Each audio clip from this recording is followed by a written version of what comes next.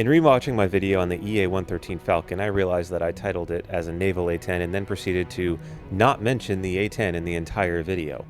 Instead, I talked about the F-111 and the EA-6B Prowler, two primary electronic warfare platforms with some kinetic capability.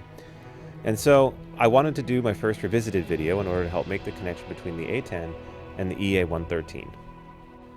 And welcome back to the Aviarter, because flying is as much art as science, and today we're doing the EA-113 Falcon Revisited.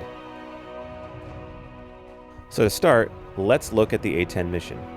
It starts in the 70s because it was assumed that Soviet military plans included pushing multiple echelons of troops and equipment through the Fulda Gap in Germany. But a 1967 memo in the Pentagon by Pierre Sprey argued that the current US arsenal of strategic bombers would halt a Soviet tank advance for only 30 days before the Soviet forces would be able to break through and reconstitute. It was argued the need for two aircraft, an air superiority fighter and a low-level tank killer, in order to provide troops in combat the air support that they needed. The first would become the F-16, the second would birth the A-10 Warthog. Therefore, the A-10 was designed to kill tanks and heavy artillery pieces and act as an airborne mobile artillery, supporting troops on the ground.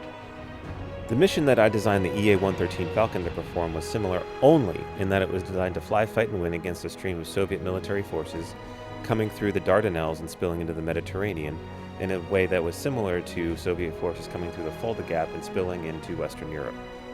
By its nature, the naval battle is a more technical battle, since Soviet forces would likely have air-to-air missiles to defend their naval forces, and, along with those forces, a sophisticated radar warning network aboard ship.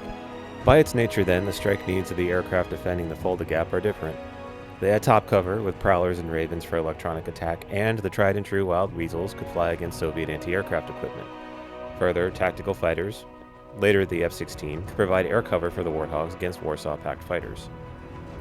In this theoretical naval conflict, naval and land-based air power would need to cover all of these eventualities, including electronic attack against Soviet shipborne surveillance and firing radars, and kinetic strike against those same ships. This drives the need for both electronic and kinetic weapon systems aboard the aircraft. The kinetic weapons are fairly easy to sort out. US Harpoon anti-ship missile is the easy weapon of choice. The Exocet missile, used with great success in the Iran-Iraq naval war and the Falklands conflict, is also another option. More modern long-range anti-ship missiles could also be mounted to this aircraft. While the A-10 is famous for its nose-mounted gun, that weapon would be impractical for the Falcon, since rounds, even those of depleted uranium, would be of limited use against modern warships. Electronic attack capabilities, though, are a little harder to pin down, since most electronic systems are highly classified. However, we can make some conjectures.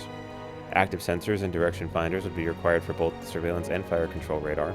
Sensing and pinpointing their locations would be the first step in any sort of a strike. Second, the aircraft would need to be able to hide the strike package through barrage, spot, or sweep jamming.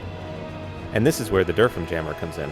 Digital radio frequency memory jamming effectively memorizes the pulses of a radar system and is able to generate multiple false targets at various locations to fool the adversary radar systems, thus hiding the strike force. All of this combines itself into a highly effective maritime strike platform.